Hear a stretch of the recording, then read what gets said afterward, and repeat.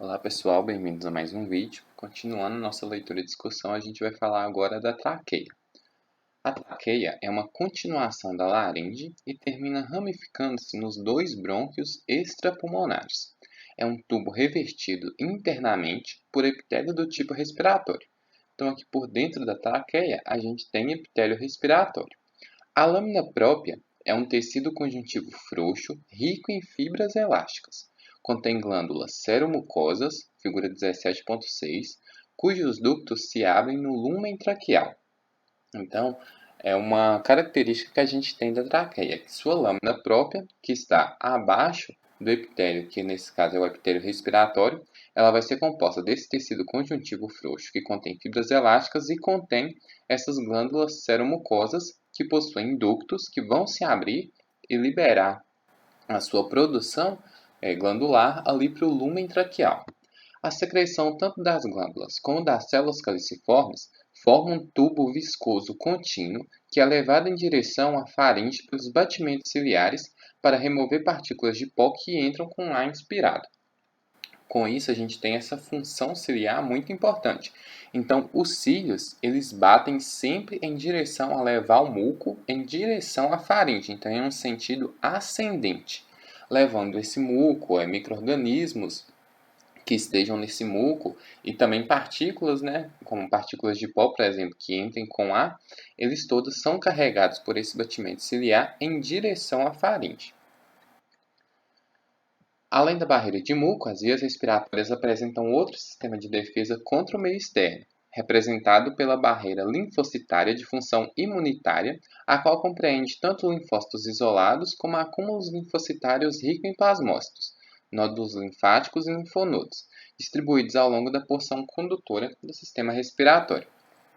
Portanto, essa função imunitária, aqui presente também, como em outras partes da porção condutora, ela é essencial porque esse ar que a gente respira, ele pode vir com micro-organismos. Então, aqui na traqueia, a gente tem a presença dessas células linfocitárias, né, linfócitos, plasmócitos.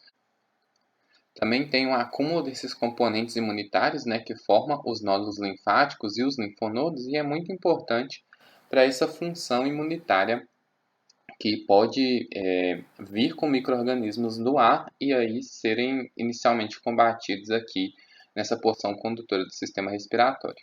Aqui a gente tem a figura 17.6, com o corte da traqueia, que mostra o epitélio do tipo respiratório com células caliciformes e células colunares ciliadas. A gente consegue ver aqui, então, células caliciformes que fazem a produção de muco, né? E aqui, células ciliadas que estão com o batimento ciliar, levando esse muco, juntamente com essas partículas, esses micro-organismos, em direção à faringe.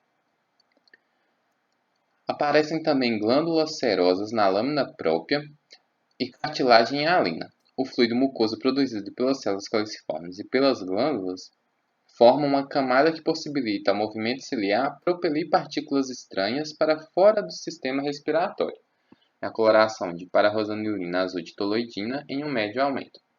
Portanto, aqui a gente tem o tecido conjuntivo, né, que forma essa lâmina própria, onde está apoiado esse tecido epitelial, e a gente tem nessa lâmina própria a presença dessas glândulas, aqui mostrando as glândulas serosas, que fazem a produção de muco, né, e de mais substâncias, e libera a partir de ductos para o lúmen da traqueia. Então, essa secreção dessas glândulas ajuda a formar esse muco traqueal que vai ser levado em direção à faringe. Abaixo aqui a gente pode ver a porção de cartilagem. Então, a gente tem a cartilagem aqui do tipo hialina, o pericôndrio, né, que está ao redor dessa cartilagem, e isso é o que a gente consegue ver nessa imagem. A traqueia apresenta um número variável, de 16 a 20, de cartilagens hialina, em forma de C, cujas extremidades livres estão voltadas para o lado posterior. Então, isso é um aspecto importante da gente ver, que a gente tem essa imagem da traqueia como um tubo, não é mesmo? Entretanto, a porção de cartilagem dessa traqueia, ela forma um C, então ela é apenas um aspecto de ser assim, sendo que posteriormente a ela não há a porção de cartilagem. Então a gente tem, como se fosse aqui, a gente tomando como referência esse C, a gente teria esse C sendo a cartilagem, aqui seria anterior e posteriormente não teria a cartilagem hialina, que seria esse espaço aqui, esse espaço claro. E isso permite a movimentação da traqueia. Então aqui é recoberto, né, a presença de músculo aqui, músculo traqueal, e aqui em frente a gente tem onde está presente a cartilagem hialina, mas isso a gente vai aprofundar mais agora. Ligamentos fibroelásticos e feixes de músculo liso prendem-se ao pericôndrio e unem as porções abertas às peças cartilaginosas em forma de C. Então é isso que eu falei, tem essa peça cartilaginosa em forma de C e posteriormente, onde não há a porção de cartilagem hialina, há a presença desses ligamentos fibroelásticos e presença de músculo liso. Os ligamentos impedem a excessiva distensão do lúmen e os feixes musculares possibilitam sua regulação. A contração do músculo causa redução do lúmen traqueal, participando do reflexo da tosse. O estreitamento do lúmen pela contração muscular aumenta a velocidade do ar expirado, e isso torna mais fácil expulsar pela tosse a secreção acumulada na traqueia e os corpos estranhos que possam ter penetrado. Então, aqui um benefício de haver esse formato de C da cartilagem hialina e posteriormente não haver. Porque posteriormente, tendo apenas a presença dos ligamentos fibroelásticos e dos feixes de músculo liso, a gente permite uma regulação desse lúmen traqueal. Com essa regulação, a gente consegue aumentar ou diminuir esse lúmen e assim influenciar na velocidade, por exemplo, do ar que passa. Então, um exemplo dado aqui que foi o reflexo da tosse, é muito importante que o ar respirado ele passe, né, por um lumen menor, para que assim ele aumente sua velocidade e consiga com isso expulsar o acúmulo, né, de muco que pode ter causado essa tosse ou então um corpo estranho que gerou essa tosse. A traqueia é revertida externamente por tecido conjuntivo frouxo, constituindo a camada adventícia que liga o órgão aos tecidos adjacentes. Então, aqui a gente viu a histologia da traqueia. Internamente, a gente tem epitélio respiratório. Após esse epitélio respiratório, a gente tem a lâmina própria ali, com tecido conjuntivo, com as glândulas, né, as glândulas seromucosas, e com a cartilagem hialina em forma de C, sendo que posteriormente a gente tem a presença de ligamentos e de músculo liso. E toda essa traqueia ela vai ser revertida por esse tecido conjuntivo frouxo que forma a camada adventícia. E essa camada adventícia é o que vai ligar a traqueia aos órgãos adjacentes. A gente viu também que a partir da traqueia ela se ramifica, né, naquela porção conhecida como carina anatomicamente, e ali na carina a ramificação é importante a gente até lembrar que o nome carina dado à traqueia é porque carina também significa aquela ponta dos navios, então aquela quina dos navios chama carina. E com isso se assemelha ali àquela quina que é a traqueia onde se ramifica os brônquios. E por isso é dado o nome àquele ponto ali de carina, e a partir daquele ponto a traqueia se ramifica nos dois brônquios principais. E formando, né, a partir daí as ramificações que formam a árvore brônquica que a gente vai ver melhor agora. A traqueia ramifica-se originando dois brônquios que, após curto trajeto, entram nos pulmões através do hilo. Esses brônquios são chamados de brônquios primários. Pelo hilo também entram artérias e saem vasos linfáticos e veias. Todas essas estruturas são revestidas por tecido conjuntivo denso, sendo o conjunto conhecido como raiz do pulmão. Portanto, a gente tem a traqueia se ramificando nos dois brônquios principais. Esses dois brônquios, inicialmente, eles não estão no pulmão, mas eles vão adentrar esse pulmão. E no local onde adentra nesses brônquios, nesses pulmões, é o hilo. Então, além de estar entrando ali os brônquios nos pulmões, nesse hilo, há também entrando veias e saindo vasos linfáticos e veias. Então, nesse local onde estão os brônquios, as artérias, as veias e os vasos linfáticos, é o hilo do pulmão. E todas essas estruturas, que é o local onde estão entrando esses vasos e esses brônquios, né? E essas estruturas são revertidas por esse tecido conjuntivo denso e nesse local é chamado de raiz do pulmão. Os brônquios primários, ao penetrarem os pulmões, dirigem-se para baixo e para fora, dando origem a 3 brônquios no pulmão direito e 2 no esquerdo. Então, inicia-se o processo de ramificação. A gente tem, então, 2 brônquios primários, o direito e o esquerdo. O direito ele vai se dividir em 3 brônquios, né, se dirigindo em direção para fora e para baixo. E o esquerdo ele vai dar 2 brônquios. Cada brônquio supre um lobo pulmonar. Por isso, a gente tem no pulmão direito 3 lobos pulmonares e no pulmão esquerdo 2 lobos pulmonares. Então, cada lobo formado a partir do brônquio primário vai suprir um lobo pulmonar. Esses brônquios lobares dividem-se repetidas vezes, originando brônquios cada vez menores, sendo os últimos ramos chamados de brônquios. Portanto, a partir daí se inicia esse processo de ramificação. E os brônquios lobares vão se ramificando divididas várias vezes, né? E com isso até formar os bronquíolos, que são esses brônquios bem pequenos e já ramificados. Cada bronquíolo penetra um lóbulo pulmonar, na qual se ramifica formando de 5 a 7 bronquíolos terminais.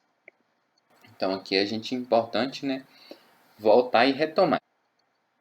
Então a gente tem a traqueia dividindo nos brônquios primários. Os brônquios primários vão dividir nos brônquios lobares. Esses brônquios lobares vão se ramificando e dividir nos brônquios lobulares. Então é importante a gente lembrar que dentro do lobo pulmonar, sendo que o lobo pulmonar direito, né, o pulmão direito tem 3 lobos e o pulmão esquerdo tem 2 lobos. E dentro de cada lobo há a presença de vários lóbulos.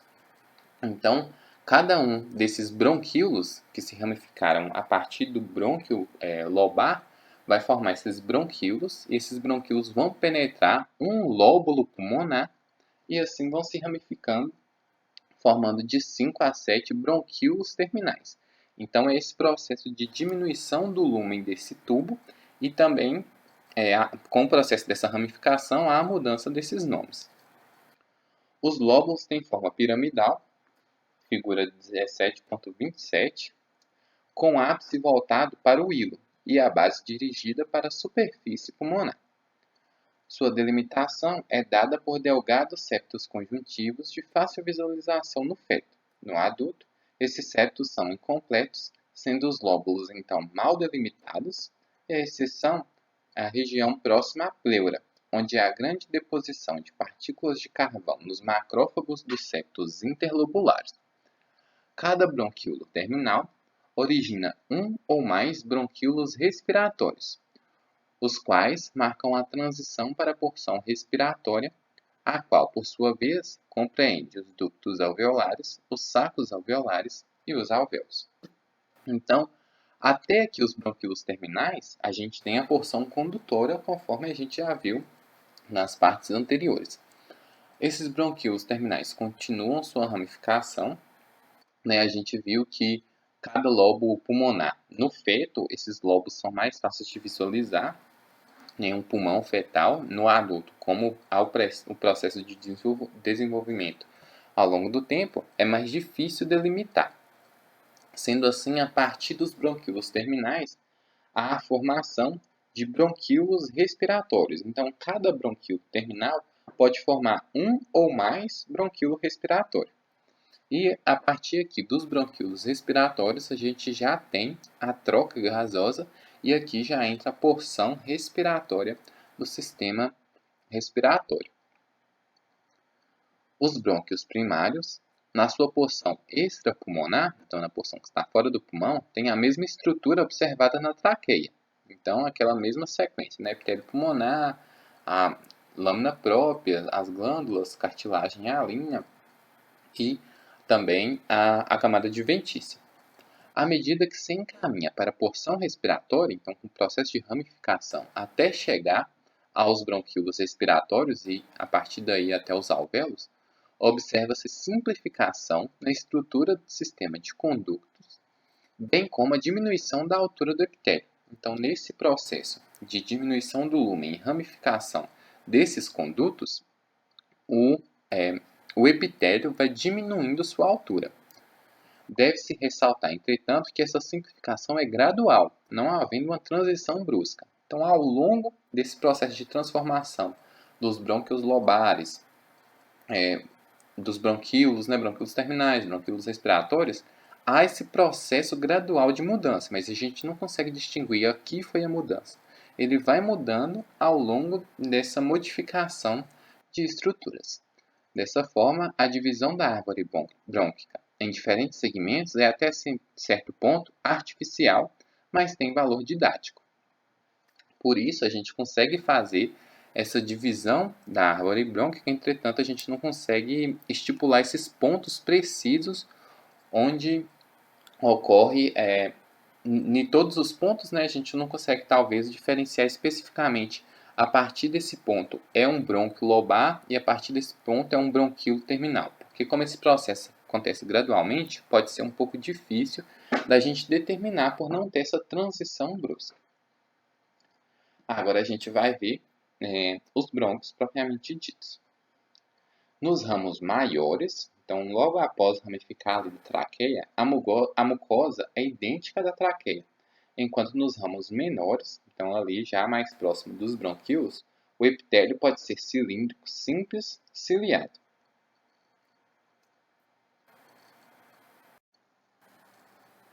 A lâmina própria é rica em fibras elásticas. Segue-se a mucosa uma camada muscular lisa, formada por feixes musculares dispostos em espiral, figura 17.7, que circundam completamente o brônquio. A gente vem aqui então nessa figura 17.7, que mostra esse esquema de brônquio e bronquíolo, mostra feixes contínuos de músculo liso. A contração dessa musculatura lisa forma as pregas da mucosa, as fibras musculares e elásticas da parede brônquica continuam-se no bronquíolo. Na parte inferior do desenho foi removido uma parte do tecido conjuntivo para mostrar os feixes de fibras musculares lisas e as fibras elásticas, e não está representada a camada adventícia. Então aqui a gente pode ver a cartilagem presente, né, a presença das glândulas e do tecido conjuntivo circundando essas glândulas. Aqui a gente tem um músculo liso nesse formato em espiral, as fibras elásticas presentes próximo a esse músculo liso, as pregas da mucosa aqui presentes geradas por conta desse músculo liso e aqui representando o brônquio e o bronquíolo, representando principalmente a organização do músculo liso nessa estrutura. Em corte histológico, essa camada muscular parece descontínua, figura 17.8. Como a gente viu aqui, né, esse músculo ele se organiza de forma em espiral. Portanto, quando a gente faz um corte histológico, ele não vai estar contínuo, porque o corte é geralmente transversal obliquamente e o modo como ele pega ali não vai mostrar, conforme aqui foi mostrado nessa representação em 3D, esse músculo conforme disposto aqui. Então, histologicamente, a gente encontra esse tipo de imagem. Esse corte da parede de um brônquio mostra o epitélio respiratório pseudoestratificado com células colunares ciliadas e células caliciformes. Então aqui a gente tem o epitélio do tipo respiratório. O tecido conjuntivo da lâmina própria contém glândulas serosas e músculo liso. Aqui a gente vê a presença das glândulas e aqui o músculo liso, conforme dito, o músculo liso descontínuo. Na parte inferior da fotomicrografia, mostra-se uma peça de cartilagem hialina, que é a cartilagem hialina, sendo que foi feita essa coloração com pararosmilina e azotitoledina em um médio aumento. Então, aqui a gente pode observar essas estruturas, né? E mais externamente, a gente teria a adventícia, que aqui não foi mostrada. A contração desse músculo após a morte é responsável pelas dobras características da mucosa brônquica, observadas em um corte histológico. Externamente a essa camada muscular existem glândulas, figura 17.9, glândulas seromucosas, cujos ductos se abrem no lúmen brônquico. A gente tem aqui a figura 17.9, então, com a parede de um brônquio de grande diâmetro.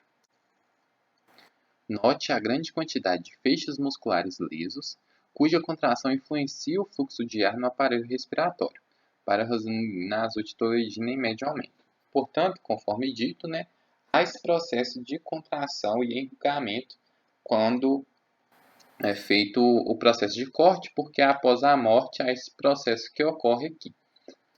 Mas a gente consegue ver nessa imagem, conforme descrito aqui, o epitélio do tipo respiratório. A gente identifica um vaso sanguíneo no tecido conjuntivo, o músculo liso, as glândulas serosas e aqui uma peça de cartilagem além.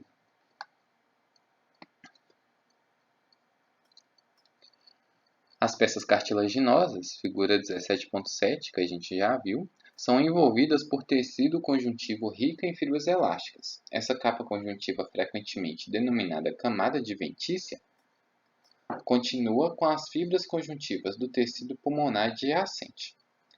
Tanto na adventícia como na mucosa, são frequentes os acúmulos de linfócitos, particularmente nos pontos de ramificação da árvore brônquica.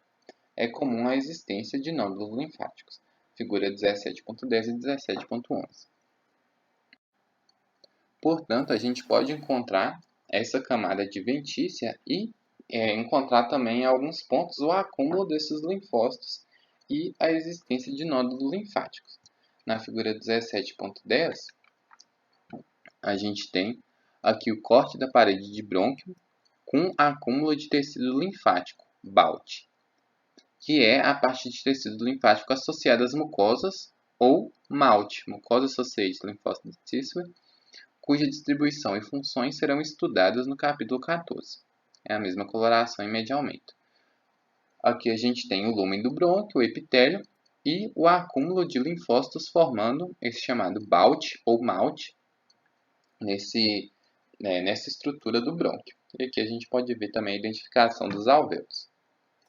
Na figura 17.11 aqui do lado, a gente tem o mesmo corte da figura 17.10, porém em um maior aumento. O epitélio respiratório e seus cílios são mais visíveis. Aqui a gente pode ver o epitélio respiratório e os cílios. A gente consegue identificar os núcleos do epitélio pseudoestratificado. Na parte média e na parte inferior da fotomicrografia é possível visualizar melhor as células do BALT. Então a gente vê aqui todas essas células que estão formando esse tecido linfático. As áreas claras contêm principalmente macrófagos. Então essas áreas mais claras é onde estão a presença dos macrófagos. É a mesma coloração em um aumento maior do que aqui a figura 17.10. E a gente vai ficando com esse vídeo por aqui. No próximo vídeo a gente aborda todos os aspectos que envolvem os bronquíolos. Espero que vocês tenham gostado. Qualquer dúvida, sugestão, crítica, opinião pode ser deixada aqui nos comentários ou ser feito lá no nosso Instagram. Se inscreva no canal, deixe seu like. Muito obrigado por ter assistido o vídeo até aqui. E até o próximo vídeo.